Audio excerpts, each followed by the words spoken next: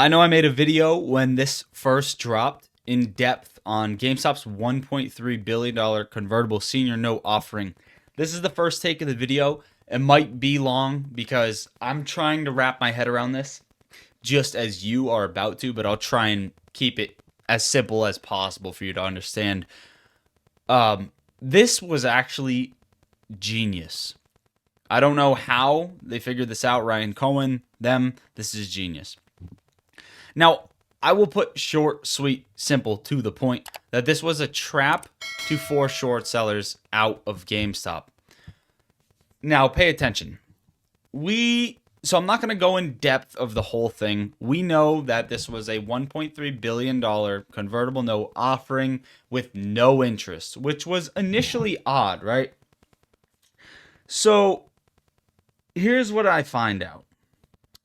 And I don't know how I didn't think of this in the time being. Now, not all shorts, let's start with this. Not all short sellers have access to these notes.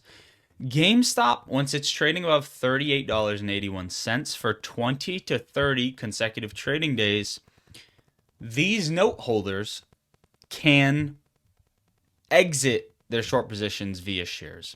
So what the company is doing is they're saying, hey, there's not a lot of liquidity in the market for you to cover your huge short positions, right? Ryan Cohen comes out, he says, hey, there's not a lot of liquidity in this market for you guys to cover your huge short positions. Okay, a huge percent of the float is DRS'd. It's illiquid. You're just not going to be able to get out. You're deep underwater. And here's what I'm going to offer you. But only some of you, okay? Yours and yours will pick. Okay, you two guys have a short position that combines to, X amount. That X amount,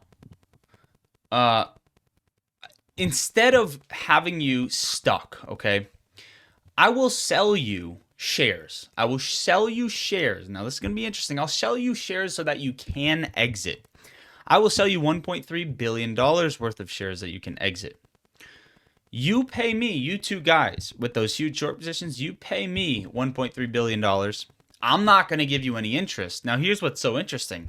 It's obviously a trap because we saw the 0% interest. He says, I'm not going to give you any interest on this, right? You don't deserve it.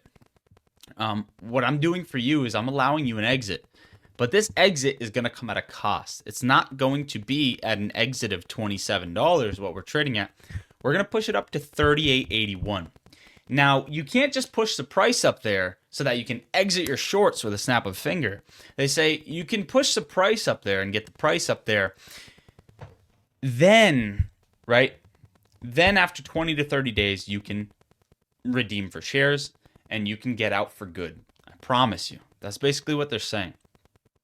Now, my initial thought was this, right? Let me find it here because I had some interesting questions that I wrote down. Let me find it. See, we're trying to wrap our head around this at the same time. Okay, this is where my thoughts went. During the convertible notes being released, we saw, and this was obviously expected, we dug into the filing, but we saw, we'll just say, for example, because I don't know the exact number, I'd have to go back to my video, but we'll say 20 million shares short volume. Okay, we looked in, we found out this was an obvious hedge. They hedge against this, right? Well, I initially thought, well, listen, if they're going to hedge against this, how are they going to exit? And that is why it's so important, right? Let me find this. Let me find this right here. Here's the thing. Okay, so they hedge. That's fine. That is protecting themselves in case GameStop goes down and they can't push it up to $38.81. Now, they want it above $38.81. Okay, we'll keep that in mind. They want it above that so that they can get out of their positions. Now, this is where it's so interesting, right? These notes are only for the note holders. So it's quite literally pinning short sellers against their thesis and against other short sellers. Now, why is this so important? Because Ryan Cohen will say, go back to our example, he selects two short sellers with big positions and he says, listen, here's an out. And you guys know that this offering got bought up like that. They offered it, it got bought up. We saw that. Okay. This was a beautiful window. Now, this was so interesting.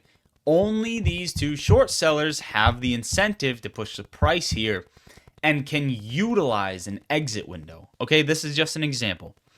Now, what's so interesting about this is how will it likely play out? Let's go about this, right? Let's go about this. Now, here's what's going to happen, right? They can use these shares, okay, to close their short quietly without causing panic, without causing spike, without causing a spiral. Now, what's so interesting about this is that other short sellers, I mean, if I can figure it out, other short sellers are looking at this and they're saying, damn, right? He's going to be able to exit, and I'm going to be stuck in this mess of FTDs, swaps, illiquidity, this just naked shorting, disgusting mess, right? Why wouldn't I try to, start covering and getting out at 26? And the reason they think that is because, listen, you have short sellers that have an incentive now. Get this stock over 38.81 and I can get out. Okay, this is every man for themselves. Get this stock above 38.81, I can get out. Now, what's so interesting is keep this in mind. Okay, why this trap is so genius. These two short sellers want the price up to 38.81 for more than 20 days, but they want it calm. Now, what's so interesting about this is all the short sellers are going to figure this out.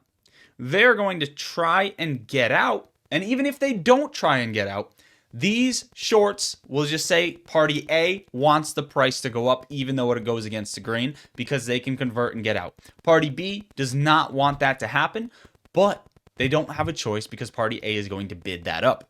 Now, not only are they going to bid that up, we saw the short volume as a hedge.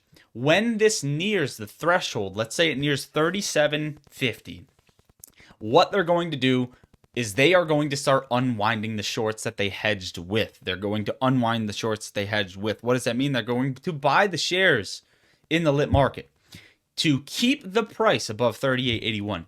What is that going to do? That is going to, what they hope, control a little bit of a floor price around $40. That way they can convert. However, on the flip side, this is a very, very tiny chance for these short sellers that Ryan Cohen's giving them. That he's saying this is going to be a tiny ass shot for you to get out of your short positions, and it's probably not going to work. But it got bought up, and it was a very genius idea. Okay, so let's walk through this, right? Here is the more unlikely scenario. Okay, the price slowly climbs and trades around 38 to 40. Convertible note holders calmly smart unwinding their hedges, and after 20 to 30 days above 38.81, they convert to shares and use those shares to close their shorts. Now, other shorts, non-note holders, either hold or start to panic and cover. GameStop raises money and everything seems smooth like a controlled detonation. What's so good about this trap is GameStop raised money, but they're also setting a trap where the stock price is going to go higher, where they can raise more money. Now, this assumes, however, the stock's price movement is slowly, orderly, retail doesn't pile in, FOMO doesn't kick in, illiquidity doesn't quick hard. That's unlikely with a stock with a high DRS squeeze float, massive retail ownership, a history of explosive upside when shorts get trapped. Now, here's the more likely scenario, okay? And this is why I find it so damn genius. Not all shorts have the notes. The vast majority of short interest likely doesn't have access to the notes. Once the price even approaches $38, they'll panic. Remember, they have no way out but buying shares in the open market, and those shares are scarce. Hitting 38.81 might not be the ceiling, it is the fuse. Shorts may try to front run the 20 to 30 day window, hoping to cover before conversion is triggered.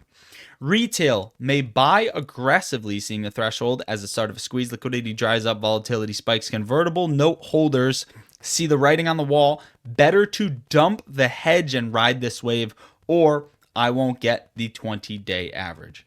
That is why it's so important. It is not that 38.81 is the ceiling. It's in fact that this is the minimum. 38.81 is the minimum floor price. It's just genius. Once real demand enters, even a little bit, price discovers the true float, and that's when things break. So the $38.81 is not a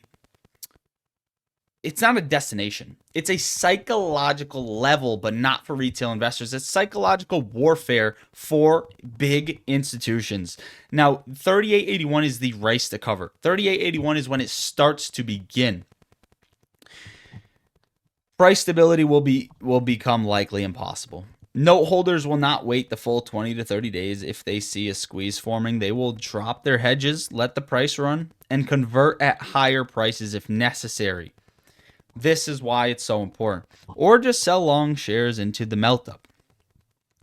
Bottom line, scenario 2, the more likely scenario is that GameStop probably won't trade there for a while. In fact, it'll blast right through it.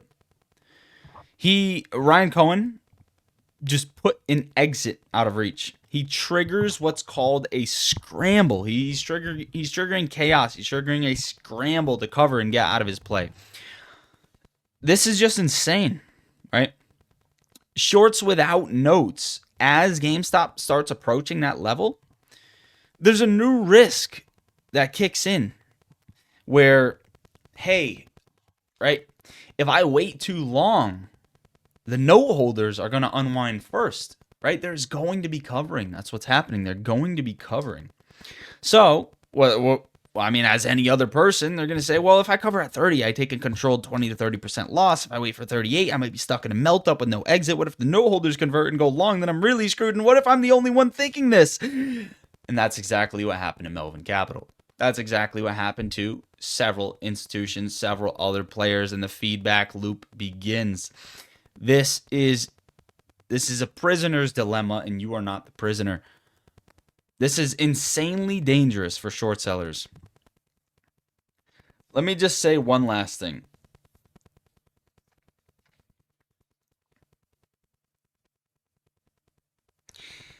Well, first, there's no way to know who's unwinding. This is just insane. They're going to start, and this is what you're seeing right now. I think in this melt up, we're seeing shorts want to get out. The price is going to bid to 38.80.